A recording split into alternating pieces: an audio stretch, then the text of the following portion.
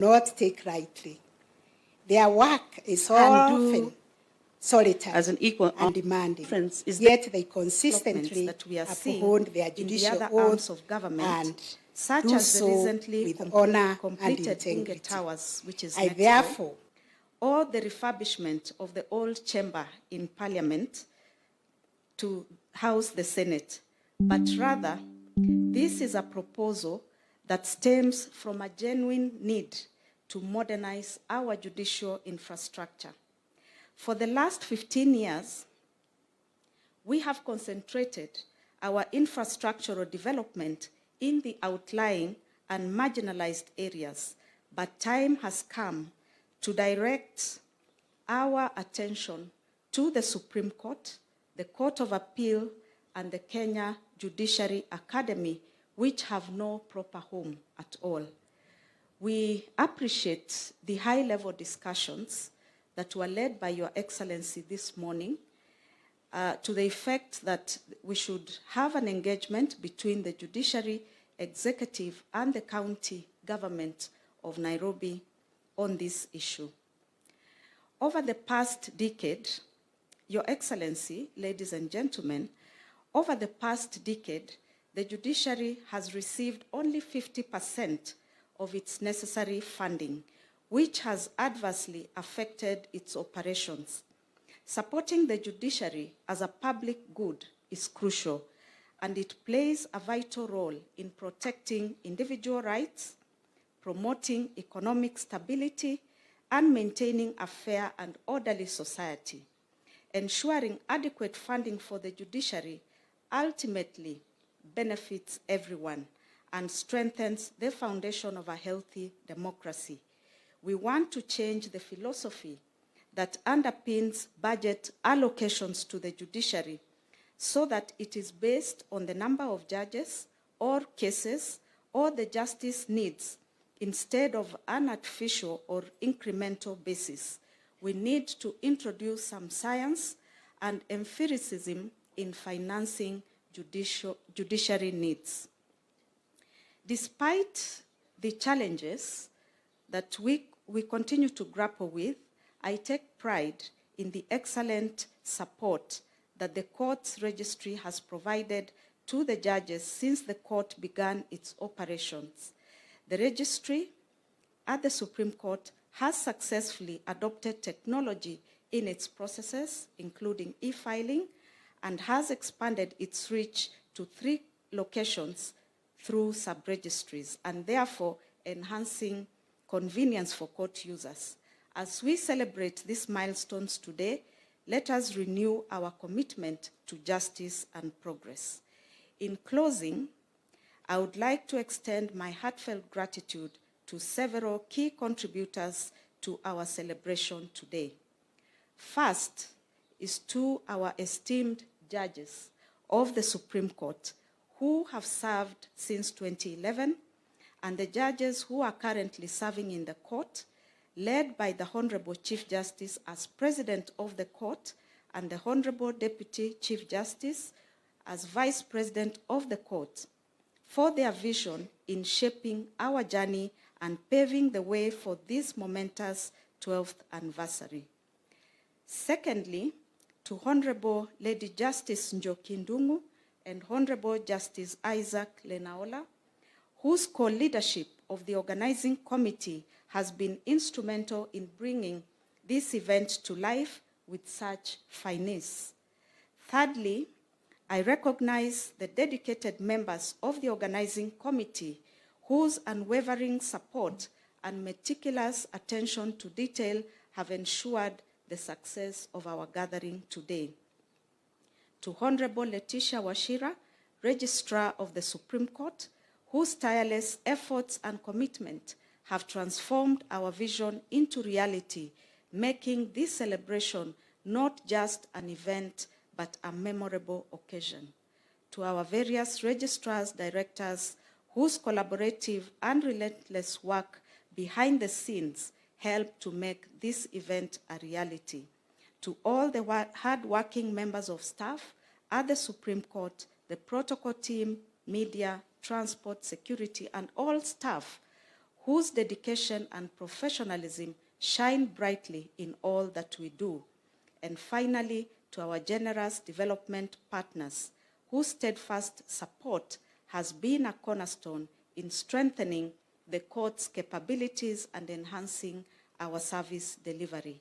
I invite us now to join me in applauding all our judges of the Supreme Court, the President and Vice President of the Court, the Registrar, members of the Organizing Committee, and all that I have mentioned above for their contribution and dedication.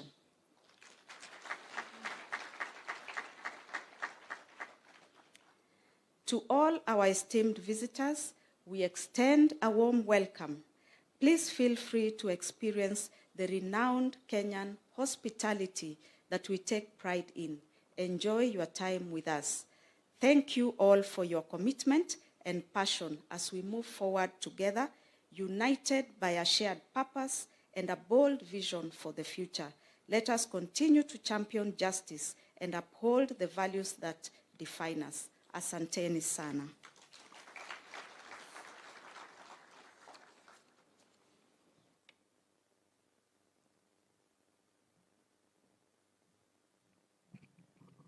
Another round of applause for Honorable Mokaya. She's finished her statement with hospitality, so allow me, Your Excellency, with your permission, to now call on the Governor, Nairobi County, Honorable Johnson Sakaja, who's the host governor, to make a few remarks. Tumpigie makofi akija tafadhali. Karibu.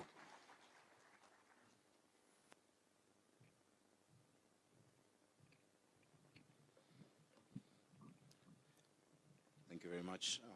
Your Excellency, our President of the Republic of Kenya, and the Commander-in-Chief of the Defense Forces, Your Excellency, the Deputy President of the Republic of Kenya.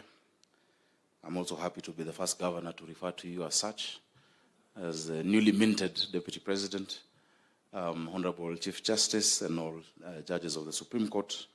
Allow me to also acknowledge the protocol already established.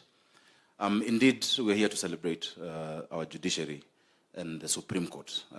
The number of years that we've had the Supreme Court, it has been a symbol of stability for our country. Your Excellency, I have noted the remarks by the registrar outlining the history of this building and of this area we call Government Square. On Friday, it was very beautiful to see during the swearing in of our Deputy President how the land next to us in Government Square brings together all the arms of government. Your Excellency, the Speakers of Parliament walked across from the chambers. The Chief Justice and the Deputy Chief Justice walked across from this building.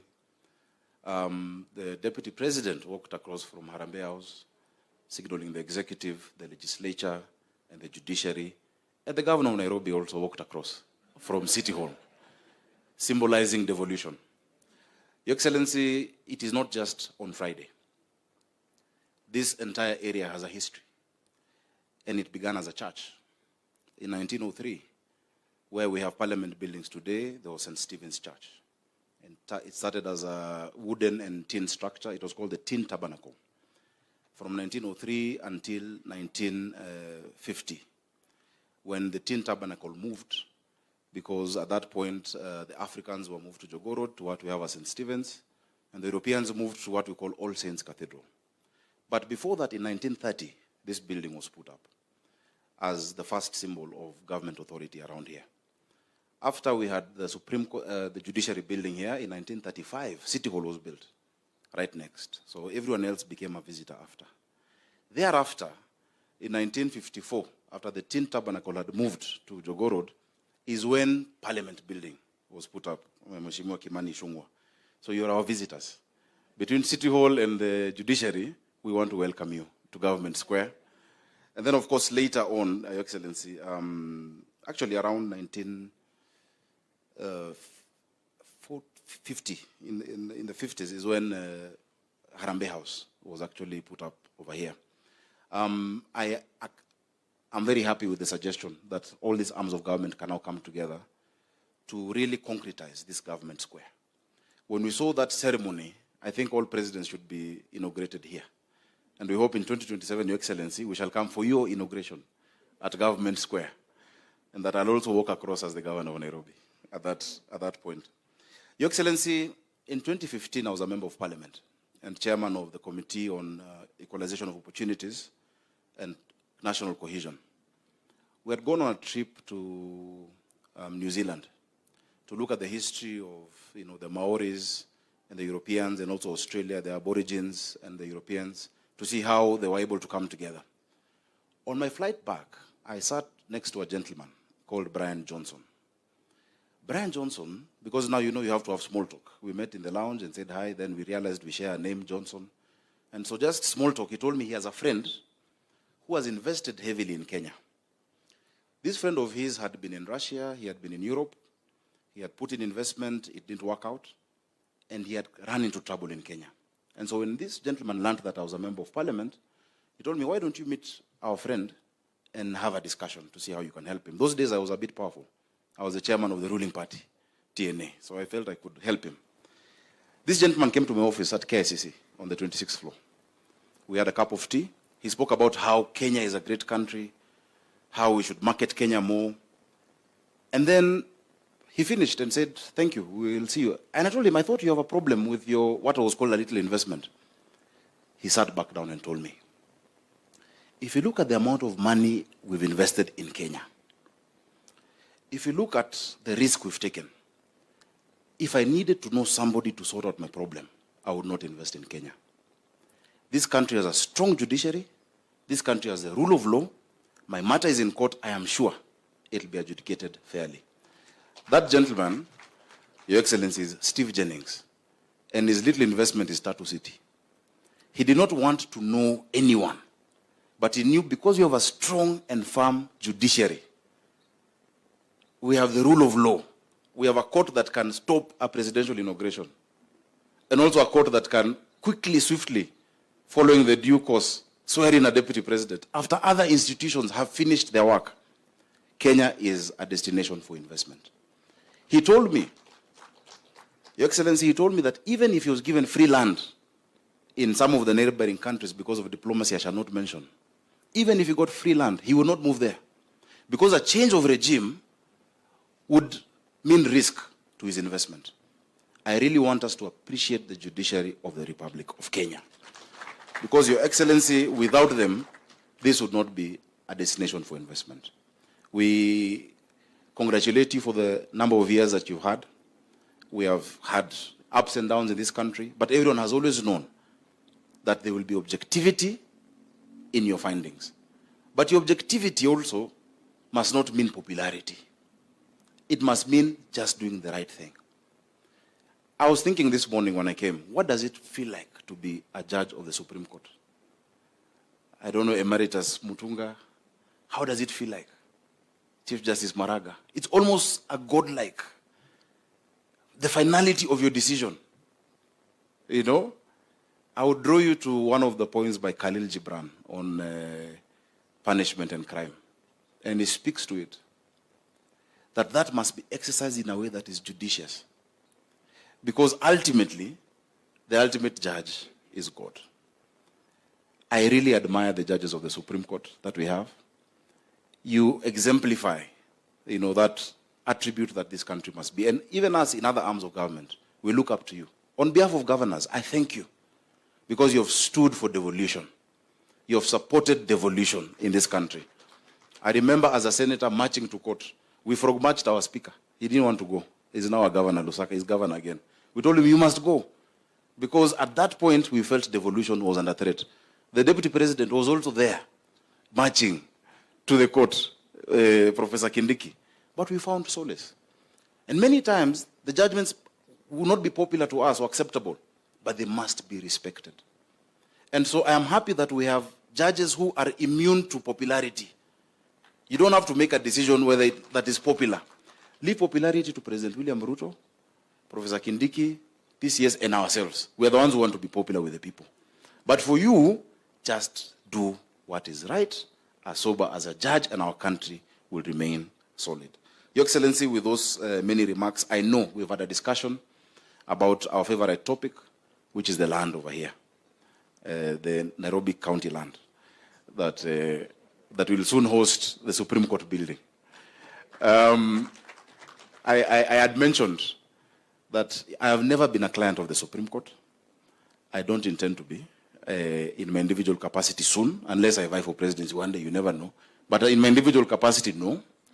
And so I would not want to be out of favor with the Supreme Court. The land over here, you have pronounced yourselves, and the Constitution Article 62 says all unalienated public land, as at the point of promulgation of the Constitution of Kenya, is vested with the NLC and with the county government. For us to do that proper allotment, following the procedures, to have a new Supreme Court building would be something that we'll all be proud of as a legacy of President William Ruto, myself, and the Chief Justice. So please count on our support. And also, Madam Chief Justice, you're the chair of our Nyumba Kumi over here, being the first resident. Please convene us once in a while. Convene your neighbors at City Hall, at Parliament, and at the Executive, even for a cup of tea. We'll be very happy to come. With those many remarks, Karibuni in Nairobi. I've been asked to welcome you to Nairobi, though I know all of you live in Nairobi. But I'm sure it feels nice to be welcomed by the governor of Nairobi every so often to your home. Asanteni sana, and may God bless you.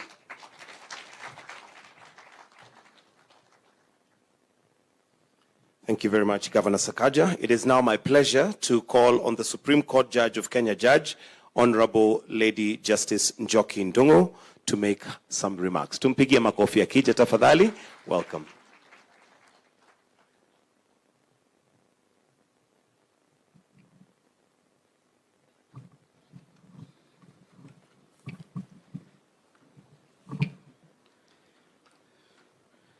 His Excellency William Samoei Ruto, President of the Republic of Kenya, the Deputy President, Honorable Professor Kithure Kindiki, the Honorable Chief Justice of the Republic of Kenya, Lady Justice Martha Koome, Honorable Chief Justices of various jurisdictions, Deputy Chief Justice Lady Justice Philomena Mwilu, Prime Cabinet Secretary, Musalia Mudavadi, the Governor of Nairobi County, brothers and sisters, judges, distinguished guests, ladies and gentlemen. It is my honor and privilege to welcome you all to the Supreme Court at 12 Jurisprudential Conference. In early March this year, the judges of the Supreme Court of Kenya, during our annual retreat, realized that the time has come for us